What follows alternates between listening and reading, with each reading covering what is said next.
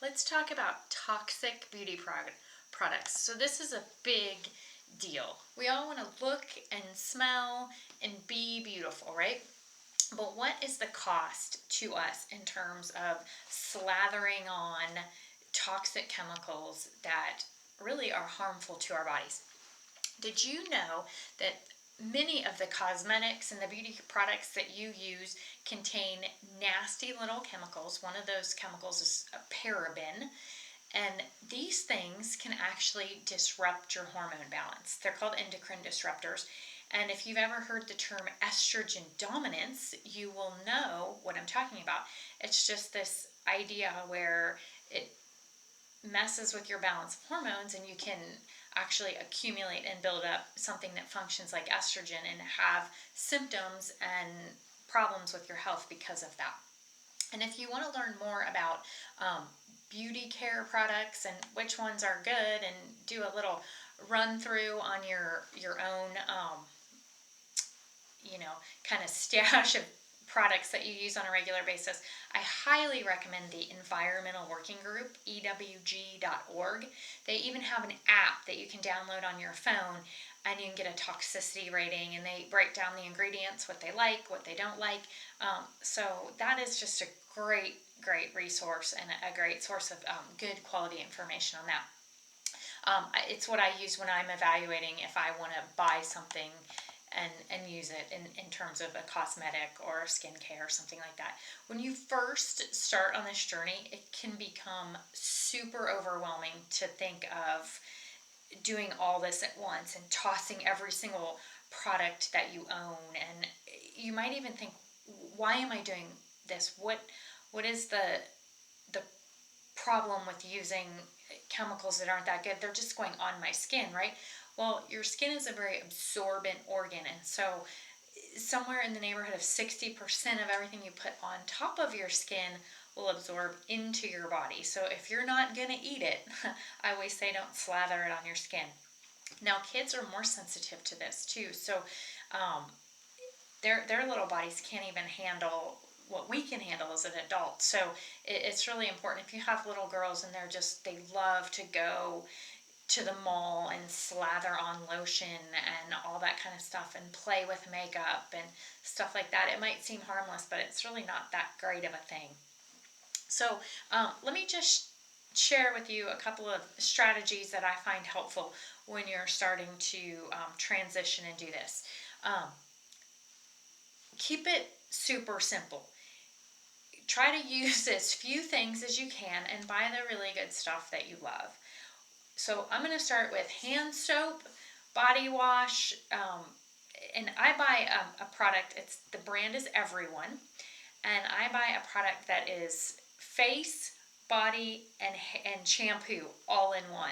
I started using it when my kids were babies. There's a kid version of it, and I loved it, and we still use it. My youngest one is 7, and it's what we all still use now.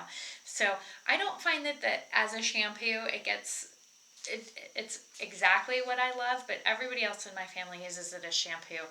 I tend to use Avalon Organics. I like that brand for shampoo.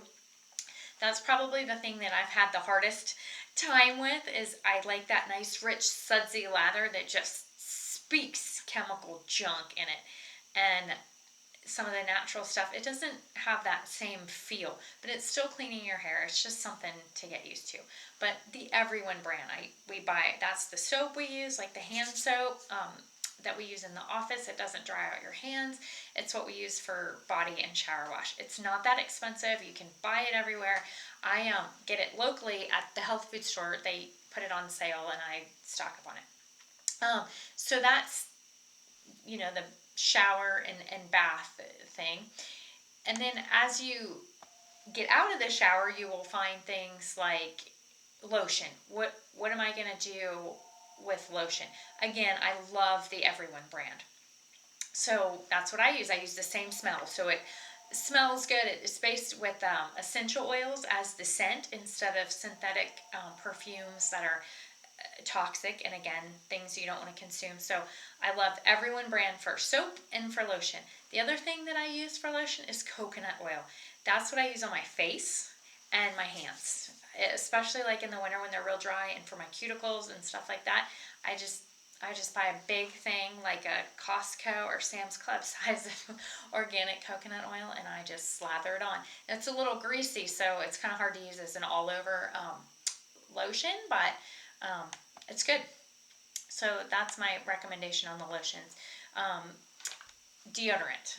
This is a great conversation, and it's makes me laugh every time I think about it, because when I first got married, um, that's been 18 years ago now.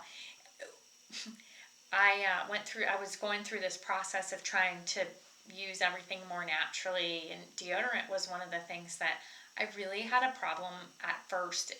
There's a process when you first go off the toxic aluminum based antiperspirants. Sometimes there's this detoxification period, and man, those natural things just don't work as good as the other ones that you were used to. So it took a little bit for me to dial this in, but and I think that everybody is a little different, but the brands that I like are Native brand and Schmidt's brand. The Native brand is expensive, and the first time I bought a $12 tube of deodorant, I thought, am I crazy? But it does work, and I love it, and it lasts a while. I think it's worth it. Schmidt's I really like too, but it has a little bit of baking soda in it, so it doesn't glide on as nice, and some people don't love that quite as much as the feel of that, and baking soda can be irritating to some people. And then the other thing I will say is with face wash, when you're looking at skincare and makeup and things like that, for washes, there's a brand called Acure, Acure, and they make like activated charcoal scrubs and makeup remover cleanser that's real gentle that I love. So that's what I wash my face with. And then again, like I said, coconut oil does a great job as a moisturizer. And then the two lines of skincare and cosmetics that I love are Beauty Counter. That's the premium variety. And can I just say that everything I have tried by that company is luxurious, and I just love it. So I have what you would consider mature skin. So they make a counter time line that is fabulous. And then like they have tinted moisturizer that's really good. Lipstick, mascara, eyeliner, the whole thing. Love it all. And then on the other end of the spectrum is a brand called Mineral Fusion, which again, very clean, very good stuff. A little less luxurious, more comparable to something that you would get at Target or Walmart, like just a run-of-the-mill cosmetic. So if you're looking for that ultra luxurious and makeup is your thing, you might think Beauty Counter. If you just need a few things and you don't want to spend a fortune, Mineral Fusion is a clean way to do that. So Mineral Fusion you can pick up at like your health food store. Beauty Counter, you'll want to find somebody in your area that sells it and is knowledgeable and can help you with that.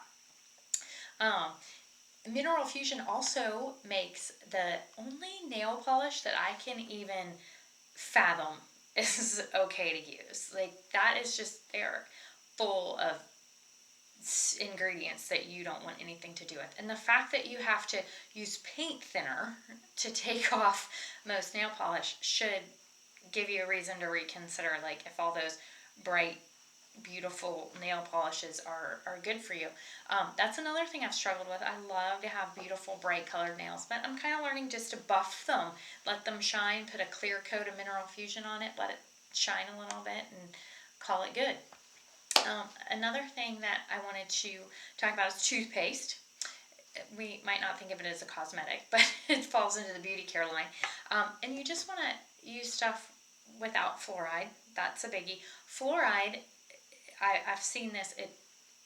It's a toxin, a carcinogen, and it can compete with thyroid hormone uptake when you're dealing with thyroid. So especially if you suspect or you know that you have a thyroid condition, you want to steer away from fluoride.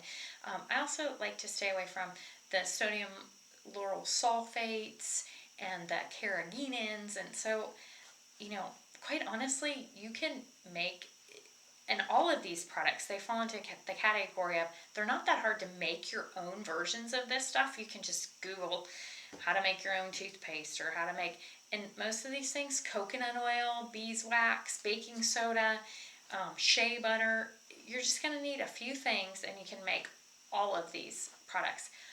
But I'm going to be honest, I just find that makes a big mess in my kitchen and I just don't have time to make it all. So I just go to the health food store and I look for a natural toothpaste with ingredients that I look for the least amount of ingredients and I look for the ones that I can pronounce.